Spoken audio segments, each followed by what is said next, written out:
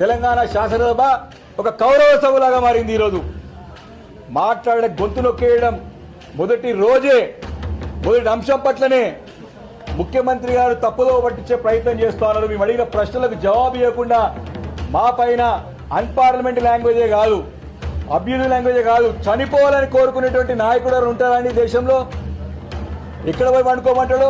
శవాలు సగం కాలిపోయిన శవాలు ఉంటాయి అంటే ఈయనకి 7 విషయంలో మరి సగం కాలిపోయిన శవాలు చూపెట్టాలి వచ్చి మాకు. అంబర్పేట శ్మశాన వాటికలో సగం కాలిపోయిన శవాలు కొట్టుకొస్తే పోయి ఆడ వండుకోవాలంటే పక్కకి ఆయనకు పోయి. ఇది ముఖ్యమంత్రి గారి యొక్క ఆలోచన విధానం, మరొక నేరో మైండెడ్నెస్, అదొక సంకుచితమైన ఆలోచనలు. వారు ఏమంటారు, ఇంకా కాలి బూడిదైపోతారంట మేము తీసేస్తే, కడుపులో విషయం పెట్టుకున్నామని చెప్తాడు.